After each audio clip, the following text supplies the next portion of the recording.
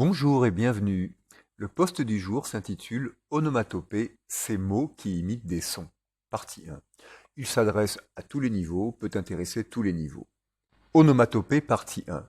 Objectif du post, connaître et pouvoir utiliser efficacement 5 onomatopées de la langue française de France, je le précise souvent, pour indiquer qu'il s'agit de la langue parlée en France, car en fonction du pays francophone, on peut avoir des variations. Petit 1, introduction. Les onomatopées sont des mots étonnants qui imitent des sons de la vie quotidienne, des cris d'animaux ou des bruits d'objets. Elles rendent notre langage plus coloré et expressif, ajoutent de la vivacité à nos conversations et peuvent souvent être plus parlantes que de longs discours. Voici un petit post pour vous familiariser avec 5 onomatopées très populaires de la langue française. Petit 2, pouf. Vous l'avez sûrement déjà entendu, pouf imite le son d'un objet mou qui tombe ou atterrit en douceur, comme un coussin, un chat qui saute ou même une personne qui s'assoit lourdement. On peut aussi l'utiliser pour indiquer une disparition soudaine. Petit 2, pouf, suite. Exemple, le chat a sauté du canapé et a fait pouf sur le tapis. Et là, pouf, il a disparu comme par magie. Elle s'est laissée tomber sur le fauteuil. Pouf. Petit 3, tic-tac. Cette onomatopée est facile à reconnaître. Elle imite le son régulier d'une horloge ou d'une montre. On utilise souvent tic-tac pour parler du temps qui passe. Exemple, le tic-tac de la vieille horloge berçait la pièce. Tic-tac, tic-tac, le temps passe vite, il faut se dépêcher. J'entends un léger tic-tac dans le mur. C'est peut-être une horloge cachée. Petit 4. Miaou. C'est une onomatopée que tous les amoureux des chats connaissent bien. Elle imite en effet le miaulement du chat.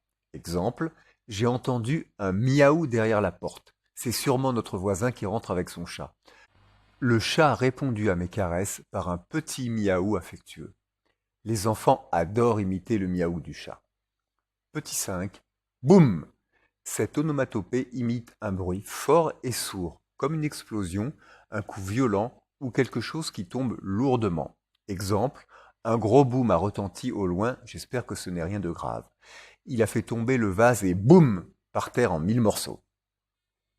Petit 5, boum, suite. Exemple, le tonnerre a grondé et puis boum, l'orage a éclaté.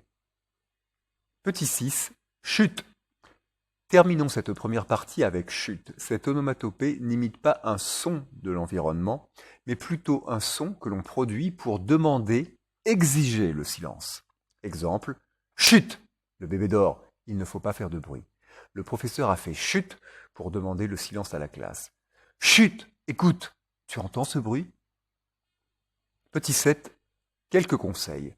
Le ton de la voix et l'expression du visage sont importants lorsque l'on utilise des onomatopées.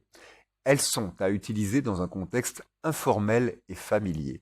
Il ne faut pas en abuser. Il n'est pas possible de mettre une onomatopée dans chaque phrase.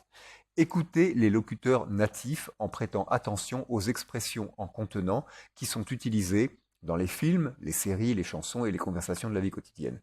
Entraînez-vous, n'hésitez pas à utiliser ces différentes onomatopées à l'oral pour vous familiariser avec et les tester en situation réelle.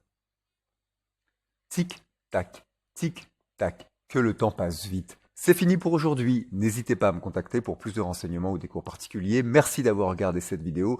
Bonne journée et à bientôt. Crédit pour ce post, merci à Google, Gemini et moi-même. Au revoir et à bientôt.